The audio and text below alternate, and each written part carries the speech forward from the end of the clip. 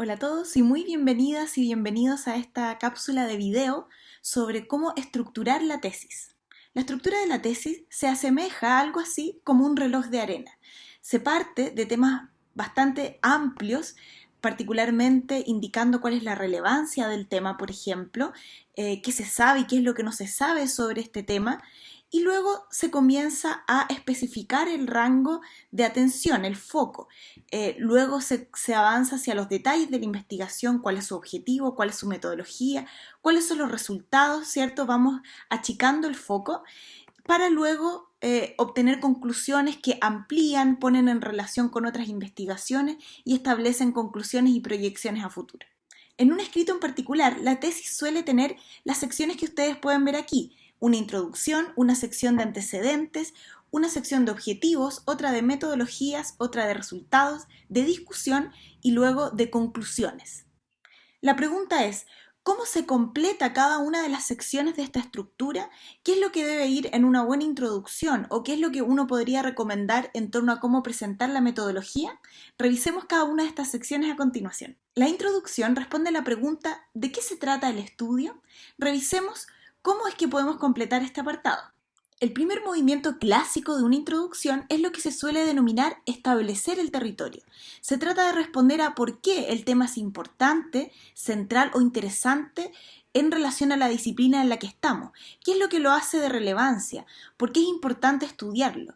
El establecimiento del territorio y mostrar cuál es la relevancia del tema se puede hacer de varias maneras. Por ejemplo, indicando que es un tema que ha sido poco investigado, o mostrando cuáles son las implicancias que tiene para la sociedad o para el desarrollo de la ciencia. También en la movida de establecer el territorio es importante indicar qué es lo que se sabe sobre ese tema, es decir, no solo mostramos que es relevante, sino que también mostramos qué es lo que ya se ha investigado, qué es lo que ya se sabe sobre esa problemática en particular. El siguiente paso de la introducción es lo que denominamos establecer un nicho. Esto quiere decir identificar qué es lo que no se sabe sobre ese tema, cuál es el vacío de conocimiento o la brecha donde yo puedo entrar y aportar algo. Generalmente en el texto el movimiento de establecer un nicho se concreta en frases del tipo: bien se ha investigado sobre A, son escasos los estudios que abordan A,2, por ejemplo. Lo importante de esta sección es que mostremos que hay un hueco, que hay un espacio donde nosotros podemos hacer un aporte con nuestra investigación propia. El último paso que destacamos para la introducción es el que denominamos ocupar el nicho. Se trata de responder a la pregunta de, bueno, una vez que yo sé qué es lo que aún no se sabe sobre el tema, cuál es el nicho, indico claramente cuál es el espacio o el foco dentro de ese nicho que yo voy a ocupar. Es decir, indico cuál va a ser el propósito preciso de mi investigación. Finalmente, estos son los pasos de nuestra introducción: establecer el territorio, mostrar por qué el tema que estamos investigando es relevante, indicar qué es lo que se sabe sobre él y luego establecer un nicho, identificar qué es lo que no se sabe, cuál es el vacío de conocimiento que queda disponible para nosotros y finalmente ocupar el nicho, identificar cuál va a ser nuestro propósito particular de investigación.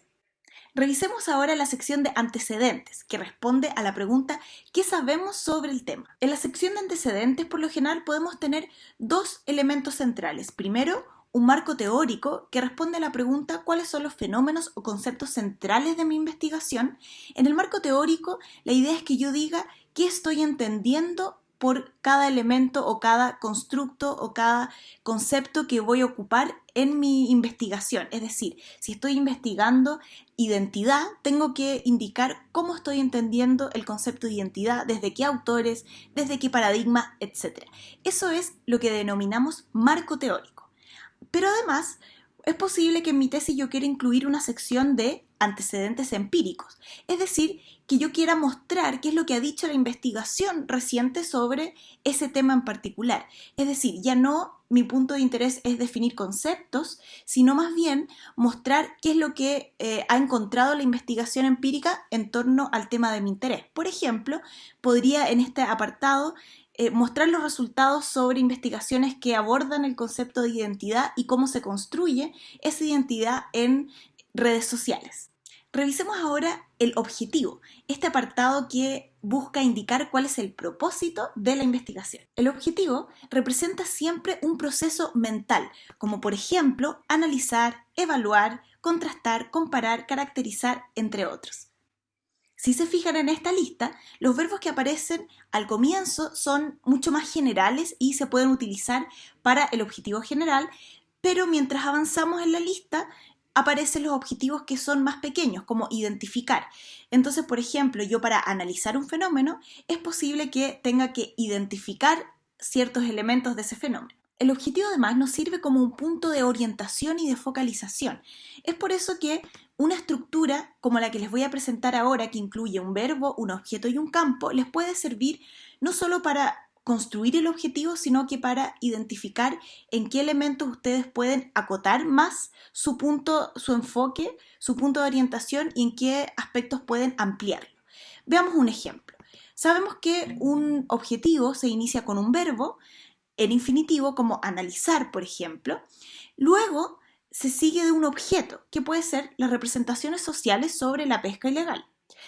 Pero además yo puedo seguir acotando ese objetivo por campo, es decir, identificando en qué zona, a quiénes, en qué sujetos o en qué contexto se sitúa este fenómeno que yo quiero ir a observar. En este caso, yo puedo decir en pescadores artesanales de la región del Maule en Chile. Entonces tenemos analizar, objeto, las representaciones sociales sobre la pesca ilegal y campo en pescadores artesanales de la región del Maule en Chile.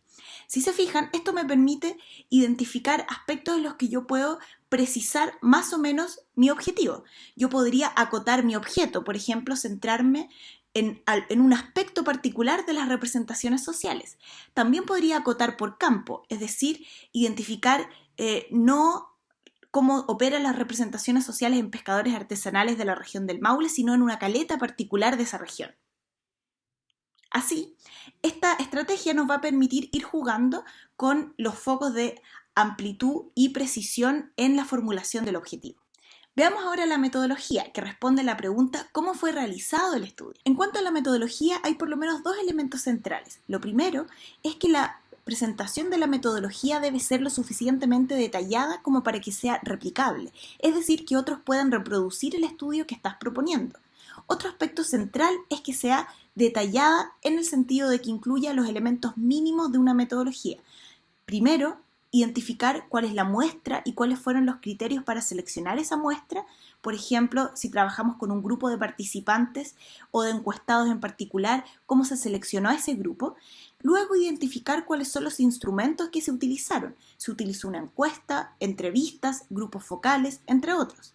También es importante identificar cuáles fueron los procedimientos de análisis. Se utilizó, por ejemplo, la teoría empíricamente fundamentada para hacer un análisis cualitativo u otro mecanismo. Es importante ir reconociendo estos elementos y en el caso de las humanidades, si bien no se habla de muestra o de instrumentos, sí se identifica cuál es el corpus que se seleccionó para hacer la investigación. Por ejemplo, si se trabaja con algún grupo de textos particulares de Aristóteles, hay que identificar cuál es ese corpus de texto y por qué se seleccionó, y también cuáles van a ser los procedimientos o los enfoques de análisis de ese corpus en particular. Revisemos ahora la sección de resultados, que responde a la pregunta ¿qué hallazgos se encontraron en el estudio particular? Uno de los principales desafíos del apartado de resultados es poder identificar cuáles de todos aquellos resultados que yo obtuve son los relevantes. Para eso es importante considerar, en primer lugar, el objetivo, es decir, cuáles de los resultados obtenidos responden de mejor manera a tu objetivo de investigación o a tu pregunta de investigación. Esos son los que sí o sí debes reportar en tu escrito de tesis. Además, uno puede considerar cuáles son los resultados que son más significativos, ya sea porque tienen un impacto importante en tu campo de estudio o pueden ser significativos para un área de la actividad humana en particular. Es importante que los resultados siempre los estemos sopesando de todas maneras en relación a los objetivos. Si es que hay algún resultado muy interesante que se escapa un poco del objetivo, quizás el objetivo también puede ser ajustado para que objetivo y resultados calcen de manera coherente. Revisemos ahora la sección de discusión, que responde a la pregunta ¿cómo se relacionan los hallazgos que encontraste con la literatura previa? Para la discusión hay al menos 3 aspectos que puedes tener en cuenta.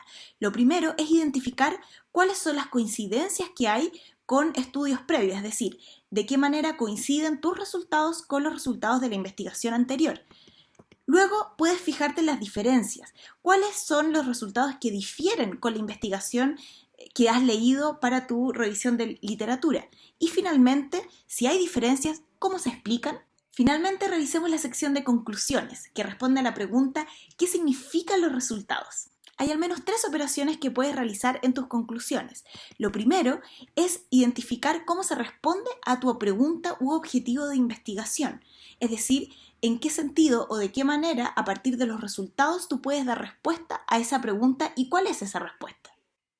Además, puedes fijarte en cuáles implicancias tienen los resultados, es decir, si tomas los resultados que te parecieron más significativos, ¿qué implican para el desarrollo del conocimiento en ese tema?